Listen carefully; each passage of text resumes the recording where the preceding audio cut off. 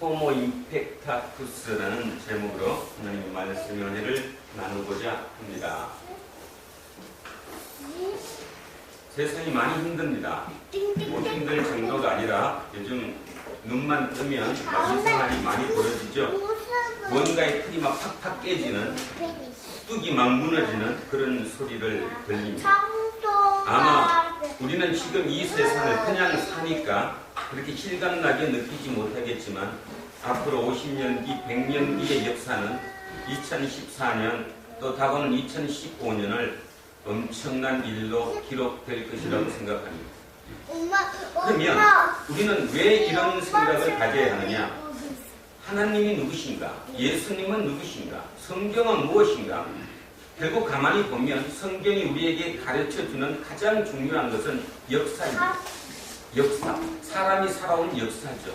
그 역사를 보면서 네가 살아갈, 그러니까 우리입니다. 우리가 살아갈 이 역사를 어떻게 해석하고 어떻게 준비해야 할 것인가를 여기서 보여주고 있는 것입니다.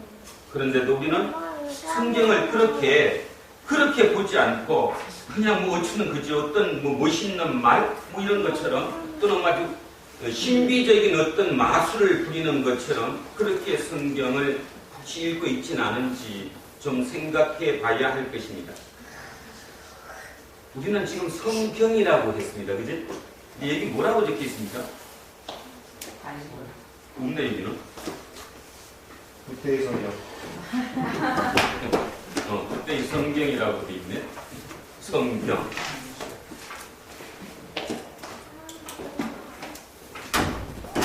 경자를 쓰죠, 그죠? 우리는 이제 성경이라고 씁니다. 이게 어디서 온 거냐면 중국에서입니다. 여러분, 경자가 뒤에 붙으면 대단히 멋있는 말 같지만 실은 이게 붙으면 뭐가 되느냐 하면 그 있잖아, 소녀경. 들어보셨어요? 중국은 모든 이의 뒤에다 경을 붙입니다. 경을. 그래서 우리는 성경이라는 말이 아니라 원래 맞는 게 이제 성서라고 하는 게 제가 볼 때는 맞는 것 같아요. 성서. 서. 글이라는 거죠. 그죠? 책이라는 것입니다. 성서는 어떤 책이라는 거죠. 경에 넘어가면.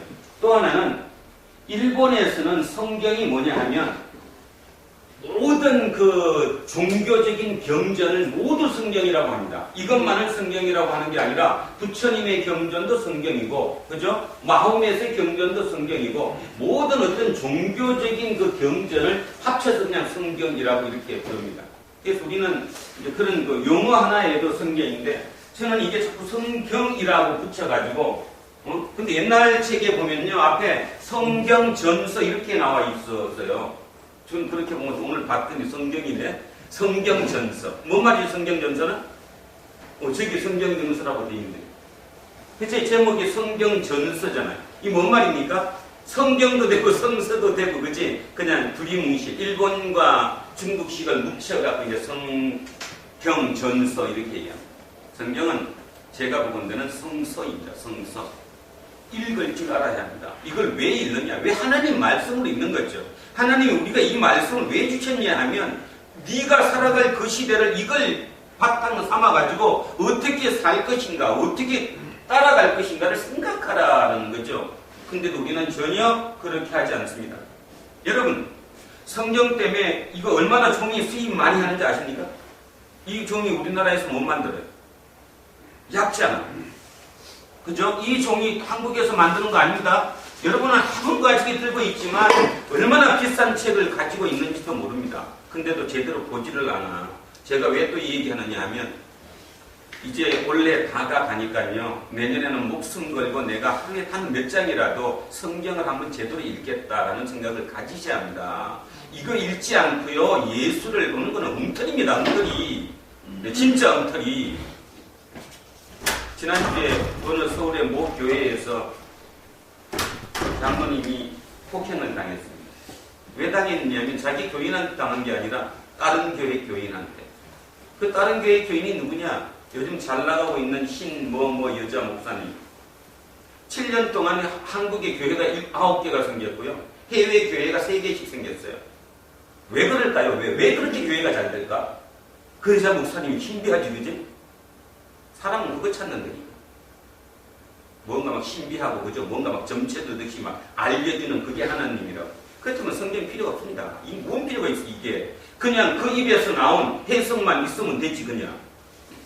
그래서 오늘 아주 중요한 얘기를 하고자 합니다. 지금 대한민국은 아까 제가 시작할 때 말씀드렸던 것처럼 엄청난 지금 변혁기에 지금 가고 있습니다. 어느 정도가 아니라 어쩌면 상상을 초월할 일이 우리에게 앞으로 닥칠 것이라고 저는 생각을 합니다. 그런데 도대체 어떻게 살아야 되느냐의 답을 오늘 한번 찾아보고자 합니다. 그래서 제목이 호모 임팩타쿠스입니다. 호모 임팩타쿠스. 호모라는 건 인간이라는 거죠. 임팩트, 충격을 주다, 영향력을 미친다 이런 뜻이죠. 세상에 영향을 미치는 것을 추구하는 인간 이 뜻입니다. 그러면 결국 예수쟁이는 저게 맞는 거거든요. 예수쟁이란 누구냐? 예수쟁이는 나 하나 잘 먹고 잘 살기 위해서 그렇게 갖다 현금 바치고 뭐 딴짓하는 사람이 아니라 세상에 영향을 미치기로 추구하는 인간이라는 겁니다. 잊어먹지 마세요. 여러분 누구라고요? 호모 임팩타쿠스입니다. 호모 임팩타쿠스. 여러분은 적어도 왜 이 땅에 샀느냐 하면 세상에 우리의 가치를, 하나님의 가치, 그 영향력을 미치기로 추구하는 인간이라는 거예요. 그래서 우리는 호모 임팩타쿠스입니다. 그런데요, 제가 이 얘기를 이제 영어로 많이 써놓으니까 뭐 영어 공부했냐 그러는데 오늘 공부가 아니라 어차피 우리 얘기를 지금 세상 돌아가는 얘기를 하려면 안 할 수가 없으니까. 근데 제가 지금 오늘 답답한 마음에 사는 이유가 왜 또 성경을 읽으라고 얘기했냐 하면 읽지 못하고 듣기만 하면 그 절대로 여러분께 되지 않습니다. 요즘 젊은 애들 우리 한빈이, 요셉이, 우리 너울이 우리 애들이니까 되게 착해 보이고 멋져 보이죠? 심각합니다. 심각해. 왜 심각하죠? 생각할 줄을 모릅니다. 이게 왜 그렇습니까? 왜? 그러면 내가 잘못 가르쳤어? 아니요. 시대가 지금 그렇게 만들고 있는 거죠.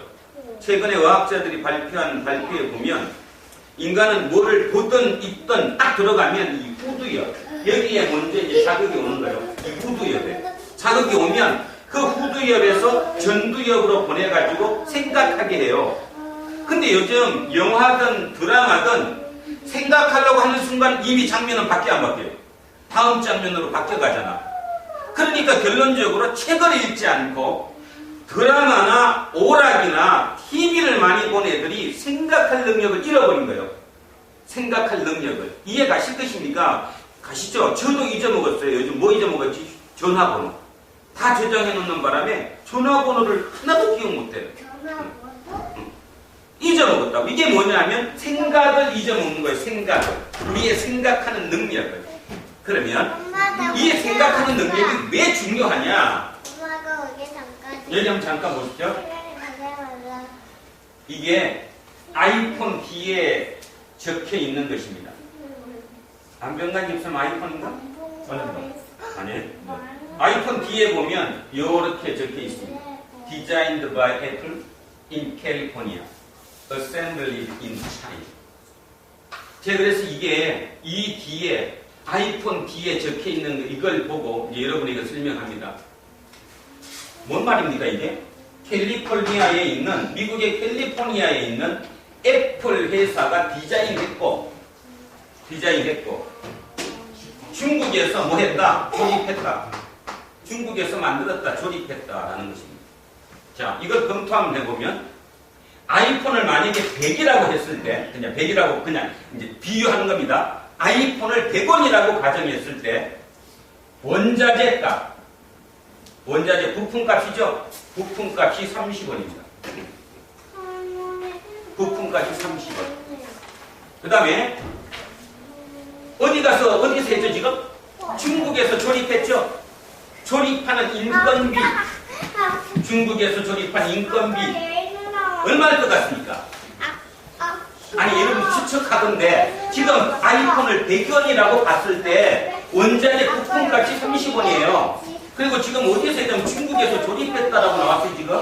그러면 조립한 인건비가 얼마 들냐? 얼마일 것 같아?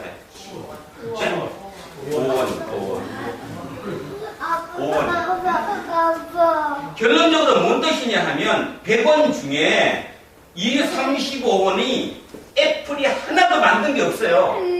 이것도 원자재를 산 거고 다른 데 여러 데서 그지 부품을 구입한 거고 여기서 갖다 맡겨갖고 조립한 거고. 근데 65원을 누가 가져요? 애플이 65원을 가져요. 심각하게 들으셔야 합니다. 그럼 설교 시간에 왜 제기하느냐? 저게 현실이니까. 우리의 현실을 알고 내가 믿어야 되니까. 어떤 행동을 해야 될까 나오니까. 자, 65원을 먹습니다. 뭐 한 대가로? 디자인한 대가로. 자, 뭐 한 대가로? 조립한 대가로 5원 먹습니다. 자, 그럼 결론적으로 얘기합니다. 조립은 누가 합니까? 생각 안 하는 애들. 후두연만 발달돼 갖고 눈에 보이는 것만 바로바로 하는 애들은 조립합니다. 그죠? 그러면 디자인은 누가 합니까? 생각하는 사람이 했지. 우리 애들이 지금 생각하는 능력을 잃어버렸다고. 여러분 자식 오늘 집에 가서 가만히 한번 들여다보세요. 내가 한번 생각해보라고. 얼마나 생각하고 사는가. 머릿속에 뭐가 들었는가. 머릿속에 돈이 들었어요. 돈 벌 생각. 돈을 번다고 생각한다고 벌어집니까? 능력이 달아야 되지. 아주 심각한 얘기죠. 심각한 얘기.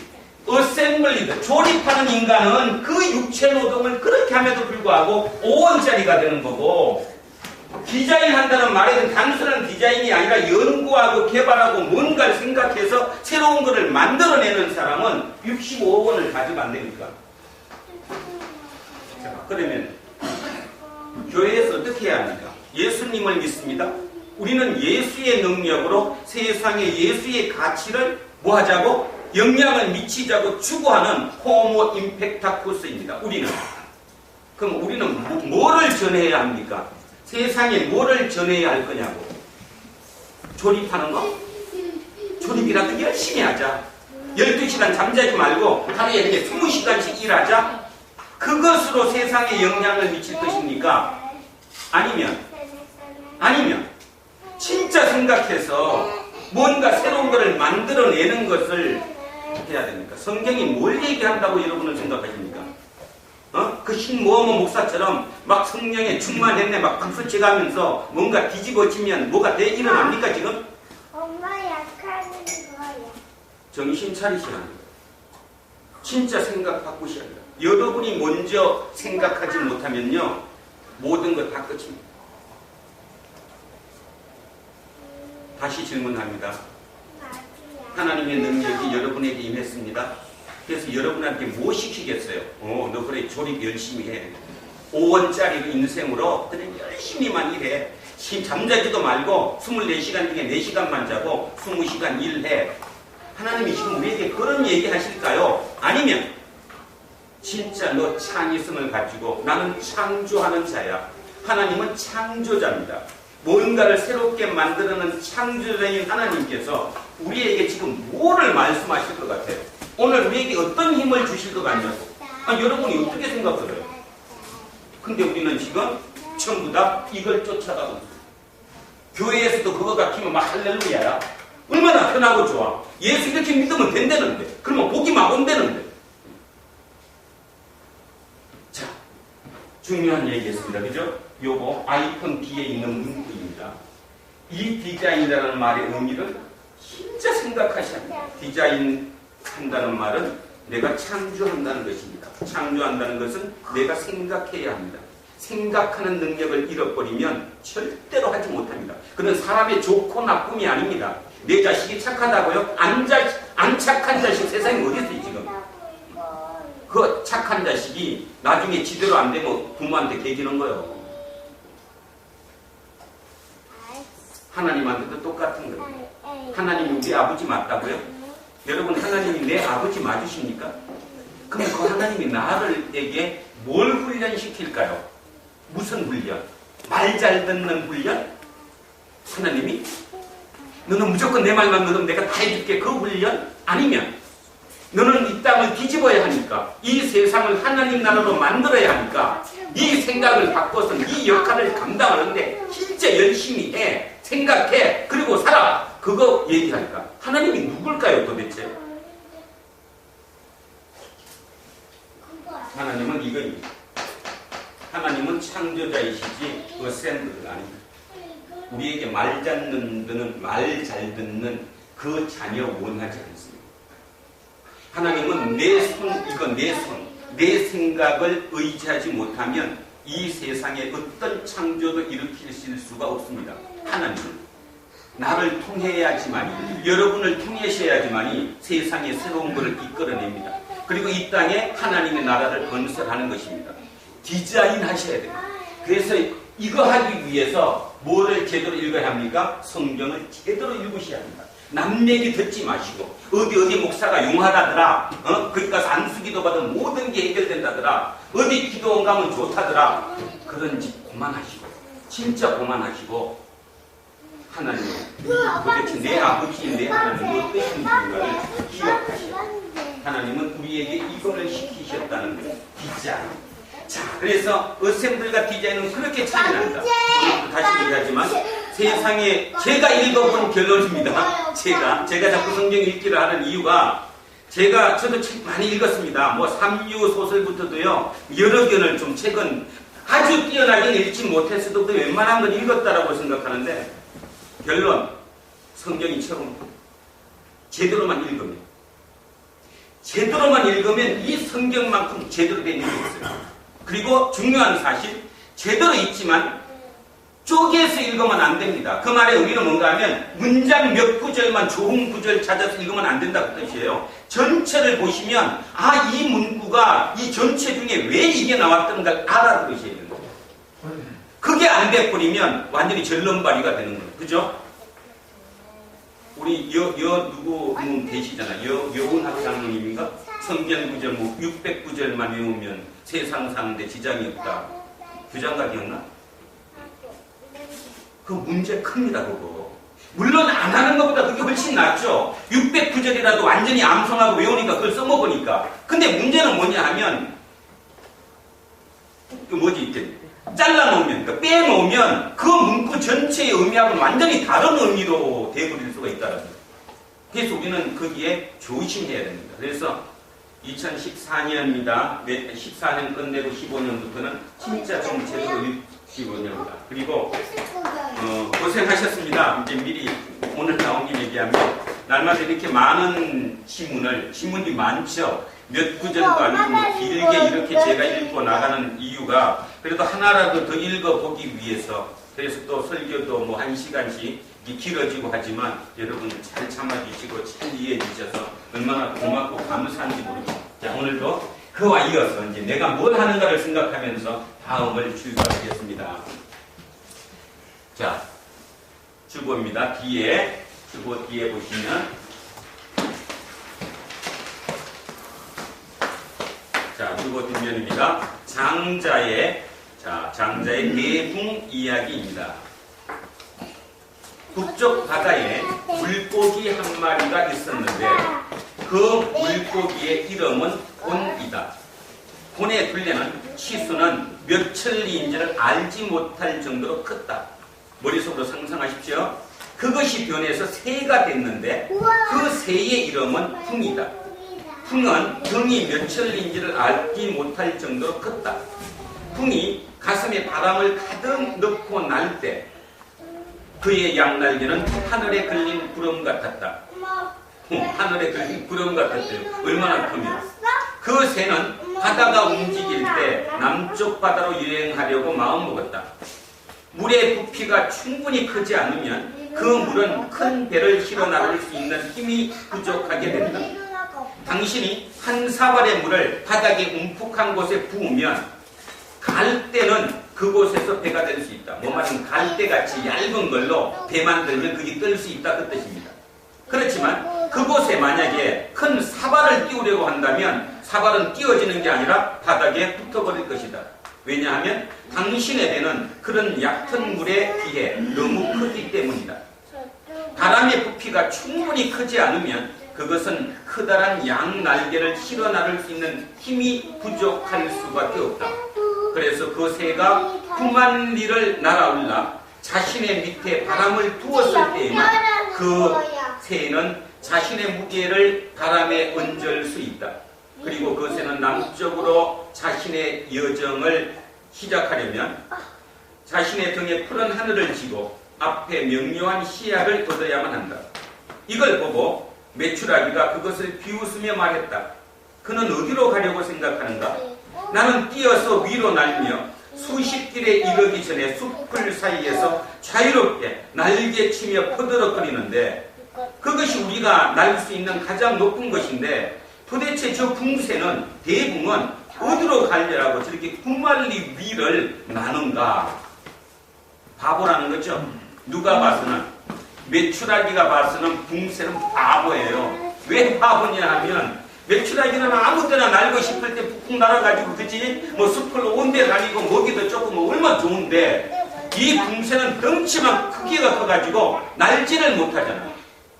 언제 나느냐 하면 1년에 딱 한 번 나는 거예요. 6월 달에 바다에 태풍이 일면 그 태풍 바람이 올 때 태풍을 타고 나가는 거예요.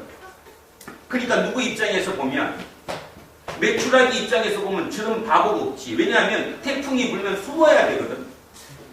태풍이 오면 숨어야 되는데 대붕은 태풍이 오기를 기다리고 있는 거예요. 왜? 그 바람을 타야만 자기가 9만리.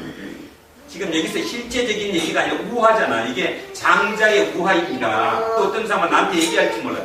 목사가 설교하면서 장자의 우화를 듭니까? 우리 설교할 때 이솝 우화 안 듭니까? 똑같이. 서양의 이솝이나 장자의 우화나 우화는 똑같은 우화일 뿐인데. 그러니까 우화를 든 거예요. 우화. 그러니까 이거의 결국 키포인트가 뭐냐면 이 얘기입니다. 큰 이 대붕은 큰 지혜를 의미하는 것이고 메추라기는 작은 지혜를 의미하는 거예요.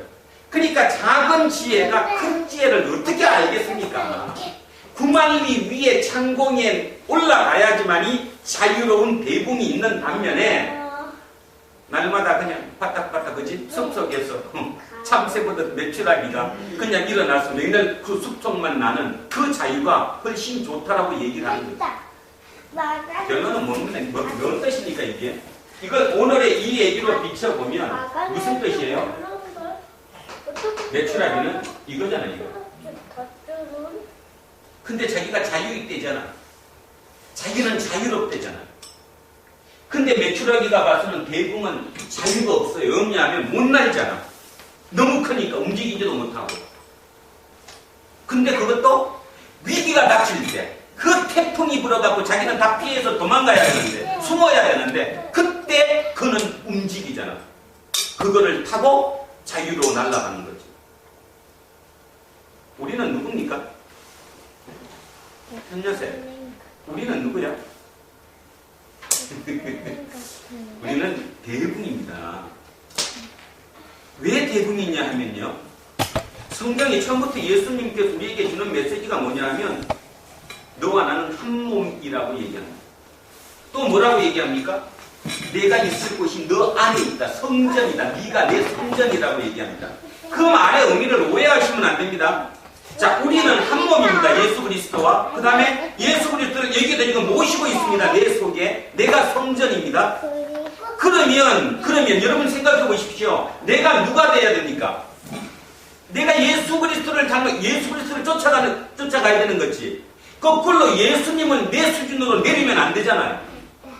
근데 우리는 어떤 일을 하고 있냐면 우리는 이게 예수 그리스도는 대붕이에요. 그죠? 이게 우리는 메추라기고. 그러면 결론적으로 이게 하나라는 말의 의미는 뭐예요? 우리가 예수 그리스도를 쫓아 따라가는 거지. 그러니까 우리가 대붕인데 거꾸로 우리가 누구라는 거죠? 메추라기라고 예수 그리스도를 메추라기로 늘어뜨리는 거잖아. 그것이 문제라고. 다시 얘기하면 예수의 능력이 뭐냐 하면 내가 예수 그리스도를 믿는다. 예수님께서 내 지금 이 속에 와 계신다. 그러면 나는 메추라기인데 내 몸은 내 생각은 메추라기인데 대붕의 그 예수님의 생각이 나를 지배하기 때문에 나는 대붕으로 살아가는 거예요. 근데 우리는 대붕은 앞서 얘기했어요. 부자유스럽습니다. 대붕은 부자유스럽습니다. 내가 내 큰 이상을 가졌기 때문에 내가 자유를 포기한 겁니다. 내 스스로. 내년부터는 2번씩 인사할 겁니다. 조금 불편하게 삽시다. 2번씩. 아 진짜로 무슨 일 아니에요. 진짜. 아니 왜 예수님이 매출하게 안 좋아? 우리가 이게 돼야지. 이거를 일로 내리면 안 되죠. 예수님을 우리 수준으로 내리면 안 되지. 우리가 예수님 수준으로 올라가야 되는 거지. 예수님이 오셨잖아요, 근데. 그 오셨잖아, 내가. 그러니까 예수님이지, 내가 예수님 대신에 사는 거지. 그러니까 예수님은 대붕이니까 당연히 큰 위기가 돼. 저 궁을 올라가기 위해서는 자유가 없다니까, 부자유스럽다니까요. 근데 우리는 금방 얘기했던 메추라기처럼 날마다 그 아주 짜질구레한 그 자유만을 위해서 날마다 여기 와 있다는 거예요. 힘드시더라도 아이고 하지 마시고 다 깨우치라고. 깨우치지 못하면, 다시 얘기하면 깨우치지 못하면 디자인 못한다는 거예요. 맨날 어셈블에다 그러지 5원짜리 인생으로 끝난다는 거예요. 20시간 일해도 5원이야. 20시간 일해도. 세상을 따라가야지. 어떻게 세상을 내가 정복할 것인가에 답을 알아야 되는 것이 우선적인 거지. 내 생각은 날마다 매출하기고 아무것도 안 갖고 있으면서 금방 보시봐. 우리 사모님 얘기하잖아. 그치? 예수님이 오셨으니까 나는 예수님이 됐다? 됐잖아 지금. 됐으면 내가 예수님 생각을 가지고 살아야지. 예수님은 불편하게 사셨어요. 불편하게 사시고 불편할 정도가 아니라 죽음으로 자기 길을 가셨어. 그래서 세상을 구했어요. 우리는 호모 임팩타쿠스라니까 세상에 영향을 미칠 것이고 그 세상을 뒤집고자 추구하는 그 인간이라니까요. 근데도 우리는 이거에 대한 붕 떠버린 것 때문에 개념 정리가 안 되다 보니까 날마다 힘든 것 뿐이다. 그런 뜻입니다. 실은 성경을 제대로 보니까 이것만큼 자유로울 수 없습니다. 진짜 그랬기 때문에 믿음의 선진들을 가만히 보시면 그렇게 사실 수 있었던 거예요. 그렇게 사실 수 있었던 거예요. 5원짜리 해도 대부분이 되잖아요. 5원짜리 중국에 하나님이 너무 많이 진로가 나가나? 왜 그래요? 5원짜리를 대붕이 한다는 것은 뭔 말이죠? 남의 유익을 위해서 하는 거지. 내가 알면서 거꾸로 하는 거와 거꾸로 모르고 하는 것은 최고 차이죠. 다시 얘기하면 매출하기가 대붕을 모르면서 왜 저 미친놈이 저 높은 데를 저렇게 날고 있냐라고 생각하는 그 사고가 변하지 않으면 안 되지. 거꾸로 매출하기가 대붕이 돼야지. 되려고 애써야 되는 것이지. 예수장이가 되는 것은 예수쟁이가 된다는 말은 나는 매출하기 있지만 내가 대붕을 되겠다고 생각하는 거잖아요. 크기의 문제가 아니잖아요. 내 생각의 문제를 지금 얘기하는 거잖아요. 예수님 우리에게 생각을 고쳐주시기 위해서 이 땅에 오신 거잖아요.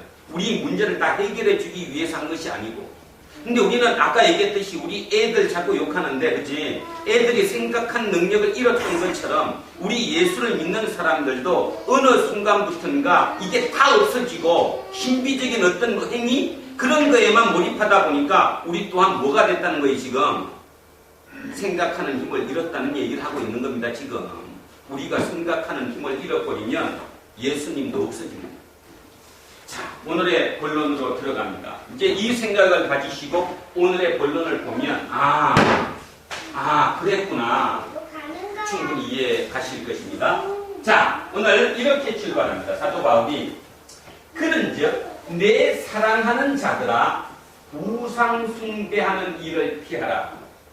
시작입니다. 뭐를 피하라고요? 우상 숭배를 피하라. 우상 숭배가 뭐였지? 지난번에 했는데 기억도 안 나셔. 우상 숭배가 뭐였습니까?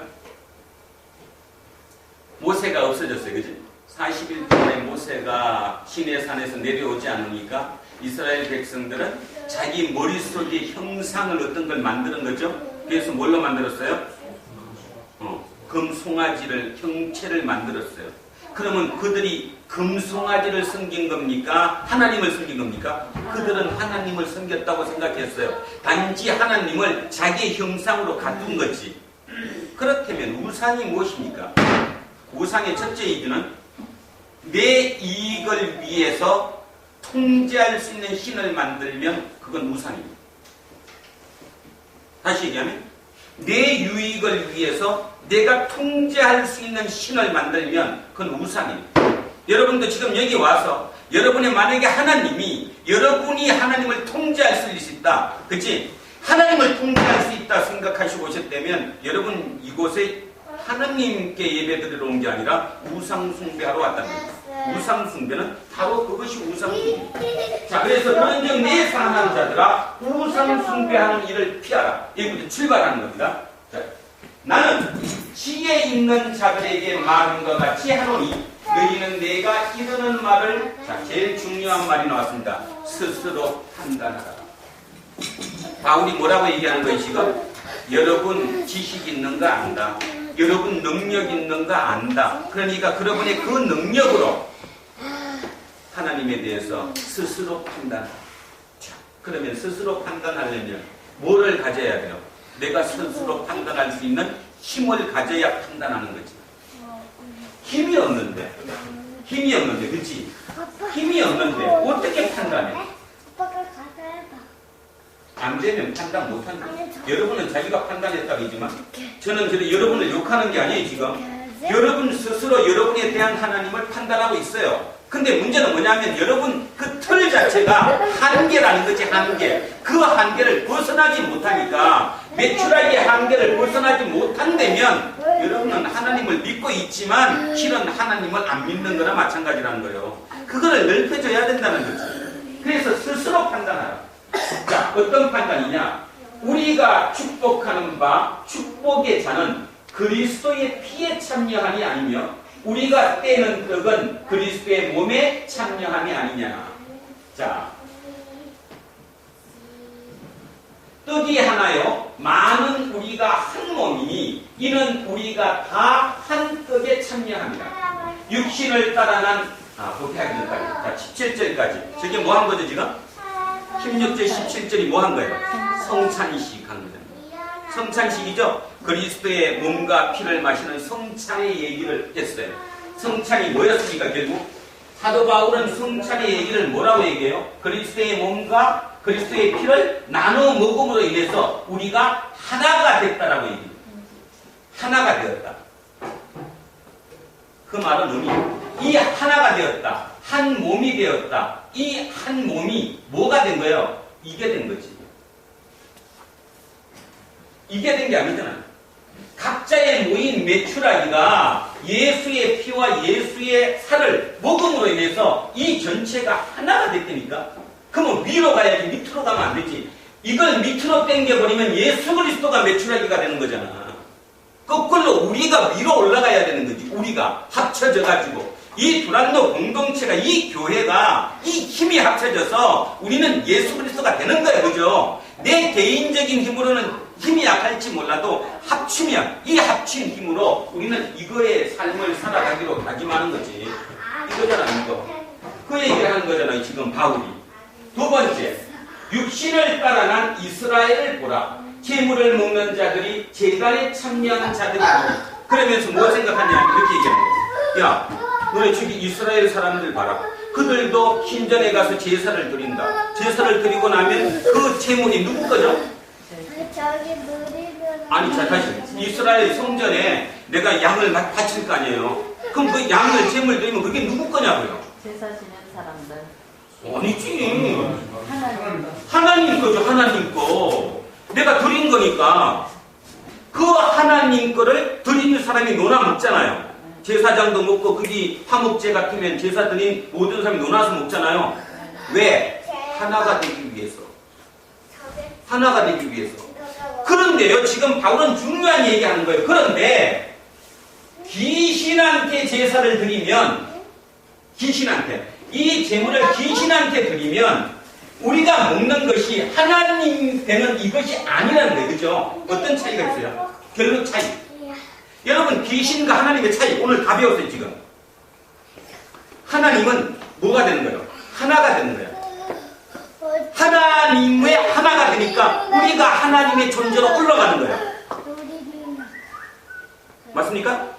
예, 내가 내 속에 예수 그리스도의 몸으로 인해서 먹음으로 인해서 내가 예수 그리스도가 되는 거니까 내 수준이 위로 올라가는 거라, 업되는 거라, 업. 그런데 귀신은 어떻습니까? 귀신은 업되는 게 아니라 낮아지는 거지. 귀신은 하나를 원하는 게 아니라 각자를 원하잖아. 각자 받쳐갖고 내가 기브 앤 테이크로 주는 거잖아요, 그냥. 어? 마치 귀신은 내가 귀신한테 하는 것은 그냥 이렇게 기브 앤 테이크 하는 거 아니에요? 내가 줬으니까 너도 그만큼 나한테 줘라. 아니에요? 그거잖아. 지금 내가 만약에 1을 줬으면 너는 나한테 5를 줘라. 쉽게 말해서 귀신은 1대1이에요. 1대1. 하나가 아니라니까요. 그렇게 되면 결론적으로 뭔가 하면 귀신을 섬겼을 때는 사단을 섬기면 뭔 뜻이 돼요? 사단과 하나가 돼봤자 이 사단은 하나야 하나. 전체를 아우르는 것이 아니고 자기 개인의 사익만을 취하는 것이라는 거지. 엄마 저거 갖고 천지 차이인 거죠. 뭐 천지 차이 정도가 아니라 완전히 개념 자체가 틀린 거죠. 엄마 우리는 지금 귀신을 뭐라고만 생각하는가 하면 눈에 보이는 어떤 형식적인 걸 갖고 뭐 귀신에게 했다 그러는데 바울은 지금 그렇게 얘기하는 게 아니에요. 그런 개념이 아니라고. 생각의 개념으로 되는 거, 생각의 개념. 그러니 저거를 읽고 어떻게 감동 안 할 수가 있어? 여러분 감동이 전혀 안 돼. 나는 막 감동이 돼가지고 읽으면 진짜 감동이 돼서 이야 진짜로 대단하다. 어떻게 저렇게 해석할까? 근데 뭐 전혀 관계없죠. 여러분 아마 또 지금 이제 맨날 이제 부딪혀가지고 옛날에 지금까지 알고 있었던 건 부딪혀가지고 그건 쉽게 얘기하면 여러분이 생각을 안 열기 때문입니다. 열으세요. 안 열면 이걸로 끝납니다. 그냥 맨날 소리 받아도 끝난다니까. 하나님 뜻을 디자인 한 번도 못 해보고. 자, 그래서 이렇게 얘기하는 거예요. 자, 그래서 틀리다. 그런 내가 무엇을 말하느냐. 우상의 제물은 무엇이며 우상은 무엇이냐. 자, 가르쳐줍니다. 우상이 뭐냐. 자, 20절. 무릇 이방인이 제사하는 것은 귀신에게 하는 것이요 하나님께 제사하는 것이 아니니 나는 너희가 귀신과 교제하는 자가 되기를 원치 아니하노라. 너희가 주의 잔과 귀신의 잔을 겸하여 마시지 못하고 주의 식탁과 귀신의 식탁에 겸하여 참여하지 못하리라. 이해가 안 될 수도 있는데 제가 보충을 설명합니다. 지금 이 고린도 전서가 뭐였죠? 시작할 때 제가 말씀드렸는데 고린도 전서가 지금 어떤 편지죠? 고린도 교회 교인들이 자기들의 문제를 누구한테 질문한 거죠? 바울한테 이런 일이 있는데 이거 어떡합니까? 질문한 거잖아. 그죠? 거기에 대한 지금 답이죠, 답. 그러면 뭔 질문했어요, 고린도 교인들이? 고린도는, 자, 다시 한번 돌아가 보겠습니다. 고린도는 그 당시에 로마 제1의 도시라고 했어요. 60만 명이 넘는 인구를 가진 어마어마한 도시. 그리고 신전이 12개가 있고, 특히 아프로디테의 신전, 그지? 그런 곳은 여사제만 몇 명이씩 있다고요? 한 신전에 1000명씩 있는 완전히 그지? 지금보다 더 쾌락의 도시, 환락의 도시였잖아요. 그 고린도예요. 그러니까 자 생각해보세요. 거기에 제가 전도를 했어요. 그래서 요 둘이 믿는 거 이제 하나님을 믿어. 예수 그리스도를 믿어요. 근데도 믿는다고 해도 이들도 뭐 하느냐면 주일날은 모여가지고 하나님께 예배를 드리지만 평소에는 어디 갈까? 그렇지. 장로님이 미아리 가듯이 가잖아. 기도는 여기서 하고 답은 미아리 가서 받잖아. 뭐 웃기는 진짜인데 똑같은 거예요. 뭐 지금이나 예나 틀릴 수 없어요. 지금 그 얘기하는 겁니다. 그러니까 편지를 보냈어요. 우리가 예배를 드립니다. 또 제물도 바칩니다. 그렇지만 평소 습관이 있으니까 뭐 수요일이나 목요일쯤은 그지 그냥 일반 사전 신전에 가서 똑같은 행위를 지금 하면서 먹고 있는 거예요. 지금 거기에 대한 답이에요. 거기에 대한 답. 그러면서 뭐라 얘기하는 거예요? 너희가 예수 그리스도를 믿으면서 만나서 하는 만찬은 뭐라는 겁니까? 지금 우리가 하나님과 하나가 되는 것이다. 그지? 그러나 신전에 가서 일반 신전에 가서 그들에게 드리고 먹는 음식은 뭐가 되는 거다? 귀신이 되는 거다는 거잖아요. 내가 귀신이 되는 거라는 거죠. 똑같은 의미니까. 그래서 그것은 뭐다? 그것은 우상숭배다라고 얘기하는 거죠. 우상숭배. 미아리 가지 마세요. 미아리 가시면 돼요. 장난으로라도 가시면 특히 요즘 젊은 친구들 뭐 무슨 카페? 사주 카페? 사주 카페 많이 가잖아. 그냥 재미삼아 갔다라고 얘기하지 바로 똑같은 얘기하는 겁니다. 나도 재미삼아 갔어요. 정확하게 모르니까 거기에 대한 확답을 주는 거예요. 그거는 우상이다 라는 거죠. 자, 결정적인 차이가 뭐죠? 하나님과 하나가 되는 것은 내가 하나님으로 업되는 거지만 거꾸로 내가 우상에게 갔을 때는 것은 내가 다운되는 거지. 1대1도 더 다운. 내 유익을 취하는 거니까. 그래서는 안 된다라고 얘기하는 거예요. 그 다음 21절 너희가 주의 잔과 귀신의 잔을 겸하여 마시지 못하고 주의 식탁과 귀신의 식탁에 겸하여 참여하지 못한다. 이제 감 잡으시죠? 주일날은 여기 오고 수요일날은 저기 가면 안 된다는 얘기죠. 자, 22절. 그러면 우리가 주를 노여워하시게 하겠느냐? 우리가 주보다 강한 자냐? 뭔 말입니까? 네가 하나님을 이길 수 있냐? 이길 수 있습니까? 진짜 하나님과 만약에 내가 대결한다면, 내가 수요일날 미아리 갔다면, 똑같은 신이 되면 내가 믿는 이 신과 하나님과 거기 있는 그 귀신과 싸워서 내가 이길 자신 있습니까? 결론은 이기면 가라는 거예요. 이길 수 있으면 가라는 얘기입니다. 그래서 우리가 주를 노여워하시겠느냐? 우리가 주보다 강한 자냐? 우리 이길 수 없다는 거냐? 게임이 안 된다는 거죠. 자, 모든 것이 가하나, 얘기 잘 이해하셔야 됩니다. 모든 것이 가하나 모든 것이 유익한 것은 아니요. 모든 것이 가하나 모든 것이 덕을 세우는 것은 아니다. 이거는 뭔 말이냐 하면 우리 앞전에 읽을 때 나왔어요. 자유자. 하나님을 믿으면 예수 그리스도 믿으면 자유롭다고 했잖아요. 자유인이라고. 그러니까 이렇게 얘기하는 거예요. 고린도 교회 일부 성도들이 그러니까 머리가 좀 똑똑한 그 사람들이 우리는 자유인이다. 우리는 이미 구원받았고 우리는 자유인이다. 어디에도 우리는 거리끼지 않는다. 자유인이 어디에 거리끼냐. 그러니까 가서 먹는 것도 아무 관계없다. 그냥 나는 거리낌 없이 먹었으니까. 그렇게 얘기한 거예요. 그런데 바울은 그 얘기를 이렇게 하는 거예요. 모든 것이 가하다. 맞다. 그렇지만 모든 게 유익한 것은 아니다. 또 모든 것은 가하지만 모든 것이 남의 덕을 세우는 것은 아니다. 아니죠. 쉽게 말해서 내가 자유롭게 할 수 있지만 남을 위해서 내 거를 자유를 포기할 수도 있어야 된다. 아까 대궁이잖아. 대궁은 포기했잖아. 자유 입지 않아서가 아니라 대를 위해서 내가 포기한 거잖아. 자유를. 그 얘기를 하는 거예요. 그러면서 24절에 누구든지 자기의 유익을 구하지 말고 남의 유익을 구하라. 한번 시작합니다. 시작.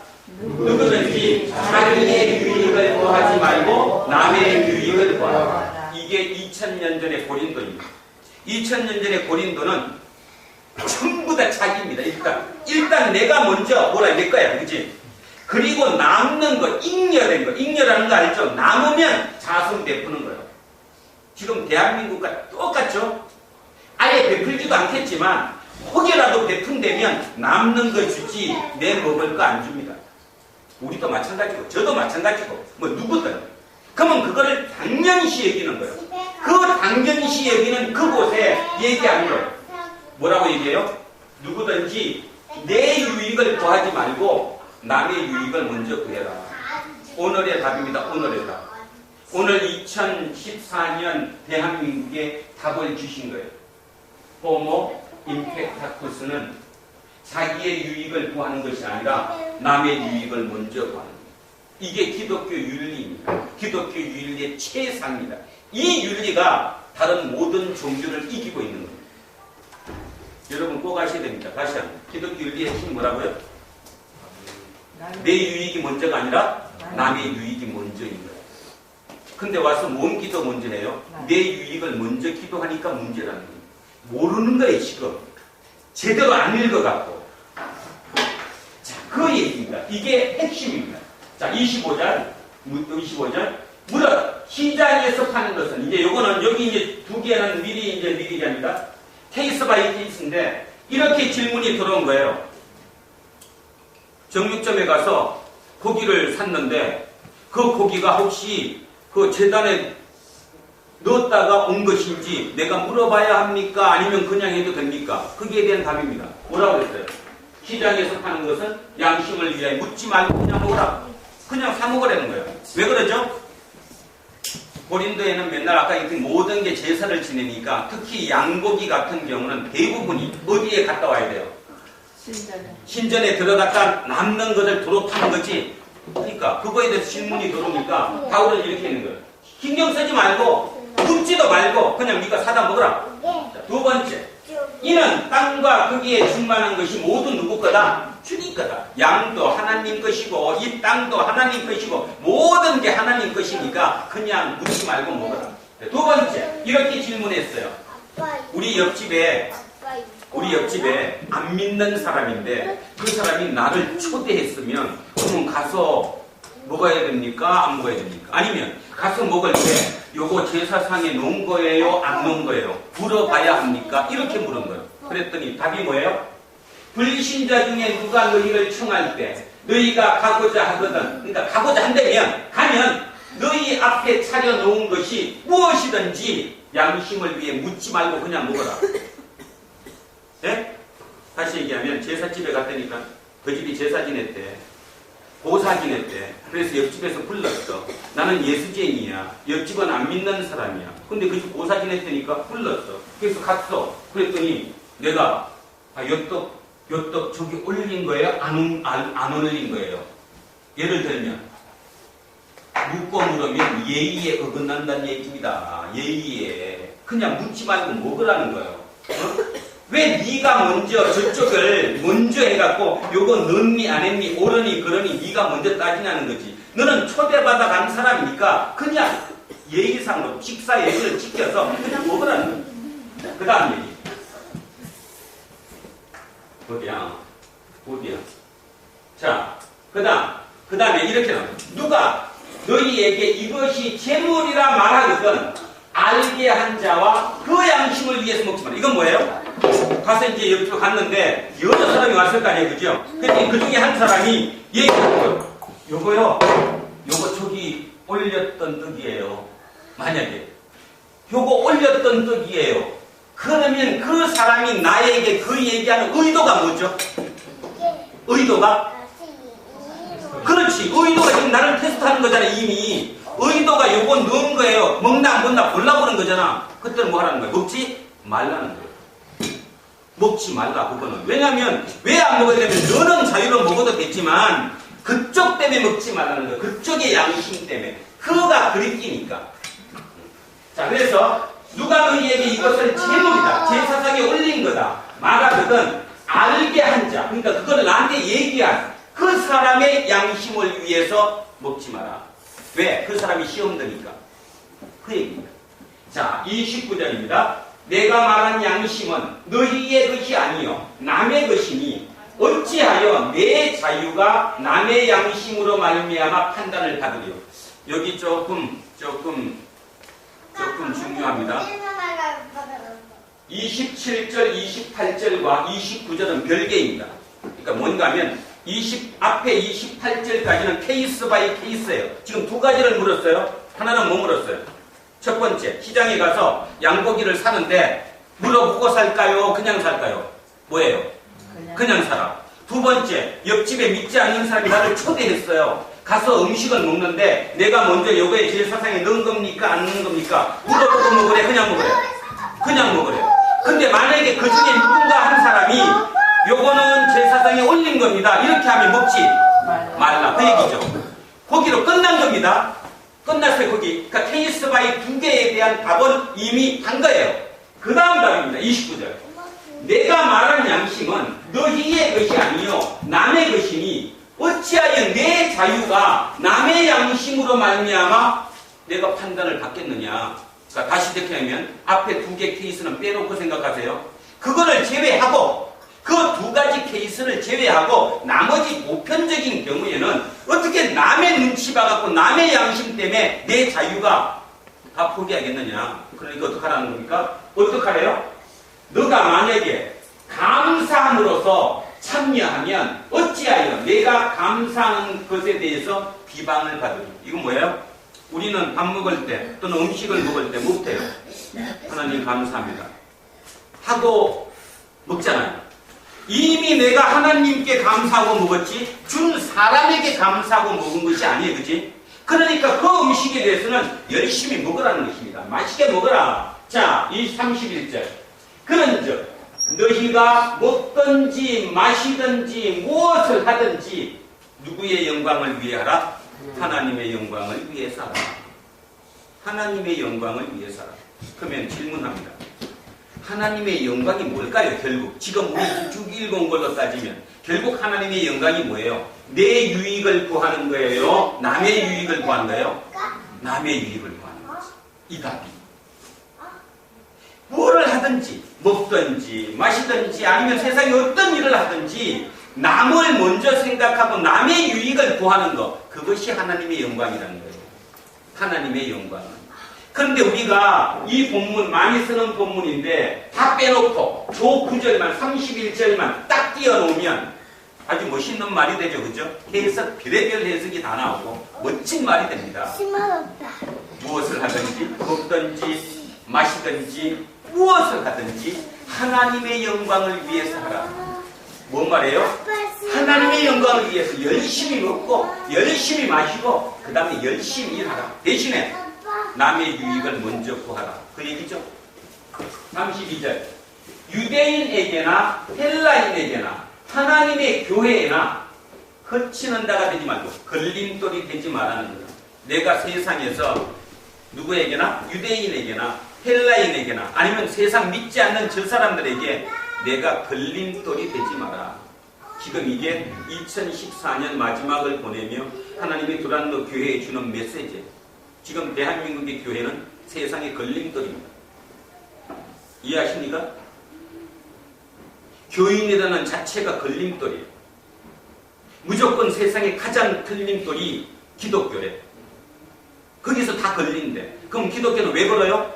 우리 하나님이 옳은 하나님은 그 옳음만 갖고 추구하니까, 그 양심만 갖고 추구하니까 지금 기독교인은 대한민국의 걸림돌이 되어버린 거예요. 뭐라고 지금 얘기합니까? 유대인에게나 헬라인에게나 하나님의 교회에게나 누구에게나 걸림돌이 되지 말라. 자, 그러고 마지막에 이렇게 얘기합니다. 나와 같이 모든 일에 모든 사람을 기쁘게 하여 자신의 유익을 구하지 아니하고 많은 사람의 유익을 구하여 그들로 구원을 받게 하라. 결론이 나왔잖아요. 결론, 내 유익을 구하지 말고 뭘 구하라? 남의 유익을 구하라. 그것이 호모 임팩타 코스. 다른 이유가 아무도 없어요. 우리는 일단 내게 먼저가 아니라 남의 유익을 먼저 구해라. 그 영향력을 세상에 미치고자 추구해라. 그러면 너는 진짜 예수쟁이다. 그러면 너네 세상이 열린다. 대한민국은 새로운 세상이 열릴 것입니다. 그런데 지금 너무너무 중요합니다. 이 성경에서 우리에게 가르쳐주는 하나님의 역사, 그 역사를 보면서 우리가 취해야 할 액션이 무엇인가를 잊지 않으셔야 합니다. 남의 유익을 먼저 생각하라. 그것이 내가 사는 것이고 내가 구원받는 것이고 그것이 하나님의 영광이다라고 얘기하고 있습니다. 자, 여기서 이제 잠깐 하나만 5분만 설명 더 합니다. 지금 33절로 끝났어요. 끝났죠? 일단 그 10장이 끝났잖아요. 끝났는데 11장 1절이 이렇게 돼 있어요. 내가 그리스도를 본받는 자가 된 것 같이 너희는 나를 본받는 자가 되라. 뭔가 이상하죠, 그죠? 33절로 10장이 끝나고 11장 1절이 연결이 돼 있잖아요, 지금. 어디서 끝나야 되는데? 11장 1절에서 끊어야 되죠. 끊어져야 되는데 잘못 끊겼죠? 자, 요거에 대해서, 잘못 끊긴 것에 대해서 성경 중에 잘못 끊긴 데가 상당히 많습니다. 상당히. 그 중에 가장 대표적인 게 바로 이 10장 끝과 11장 1절입니다. 왜 그러면 잘못 끊겼을까? 참고입니다. 그러니까 이제 제가 공부시킨다고 했으니까 머릿속에 기억하시죠? 원래 성경은 장이 있었어요, 없었어요?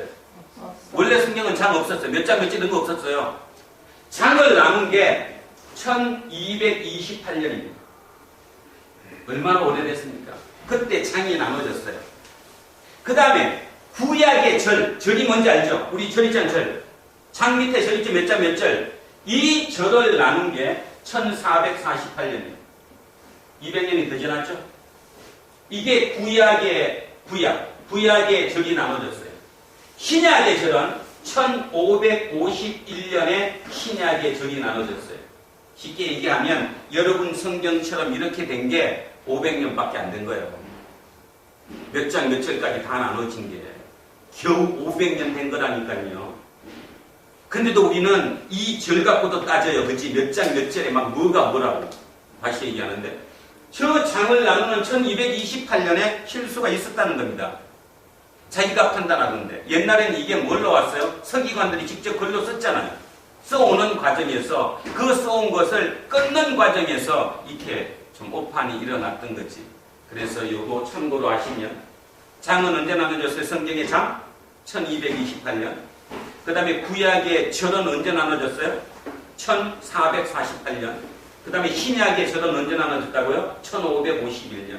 그러니까 지금의 성경처럼 몇 장 몇 절 이렇게 다 돼 있는 게 1551년에 된 거다는 거는 500년밖에 안 됐다 그런 뜻입니다. 그런 의미에서 앞으로 이제 성경을 보시면서 뒤에를 쭉 읽어보다가 연결이 되면 여러분이 연결되는 데까지 이해하시면 돼요. 그냥 여기가 끊겼다고 여러분도 끊을 필요가 없다라는 그런 얘기죠. 있었습니다. 자, 그래서 이게 지금 10장에서 끝난 게 아니라 10장의 결론이 마지막 11장 1절에 이렇게 끝이 났습니다. 내가 그리스도를 본받는 자가 된 것 같이 우리도 나를 본받는 자가 되라. 우리 모두가 그렇게 됐으면 참 좋겠습니다. 내 가족에게 또는 내 주변의 부부에게 진짜 자신 있게 나 본받아봐. 뭐를 본받아요? 내 모든 것을 본받는 게 아니라 하나입니다. 하나. 남의 유익을 먼저 구하는 그 행위. 남의 유익을 먼저 구하는 그 행위. 그 행위를 본받아야 되는 거지. 어떻게 이병선이를 본받아요? 어떻게 사도 바울을 본받습니까? 사도 바울이 다 어떻게 본받아? 그 행위만, 그것만 본받아 나간다면 새로운 세상이 열릴 수 있다. 이게 결론입니다. 자, 마지막 정리를 하고 끝내겠습니다. 지금 대한민국은 기독교가 가장 중요한 시기라고 저는 개인적으로 생각합니다. 시대가 바뀔 때마다 사상이 있었습니다.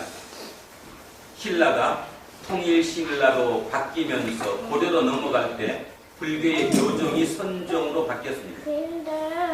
고려가 불교 시대여서 500년 좀 가다 보니까 썩었습니다. 조선을 연 새로운 사상은 유교, 유학이었죠. 그 유학이 넘어가면서 새로운 대한민국을 열었습니다. 대한민국을 열 때 뭐니 해도 인원이 작았다 하더라도 대한민국을 여는 새로운 사상은 기독교였습니다. 기독교. 그 기독교는 남을 살리는 기독교였습니다. 가장 대표적인 거 우리 여기 권사님 계시지만 그 시대만 하더라도 다 처벌뒀습니다. 당연히 처벌뒀고요. 호적 처벌에도 첩이 들어가 있었어요. 그죠? 그랬는데 기독교를 받아들인 그 양반들 중에 일부가 처벌 내가 안 하겠다. 다 버렸어요. 행동으로 보여줬다 그런 뜻인데 행동으로. 그 행동으로 지금 기독교가 여기까지 왔어요. 그죠? 근데 너무 빨리 썩었어요. 이유는 뭘까? 제가 보건대는 사상으로, 생각으로, 글로 받아들인 게 아니라 피상적인 신비한 힘으로만 기독교를 받아들였기 때문입니다. 지금 우리는 다시 돌아가야 합니다. 통일한국의 사상은 저는 기독교일 것이라고 확신합니다. 왜냐하면 이 답이니까. 나의 유익보다 남의 유익을 먼저 구하는 이것이 우리를 대한민국을 새롭게 이끌 것이라고 확신합니다. 그 행동을 저와 여러분이 해야 된다는 것. 그 의미로 오늘 하나님 우리에게 명령하셨다는 것 잊지 않는 저와 여러분 되기를 주의 이름으로 축원합니다. 기도하겠습니다.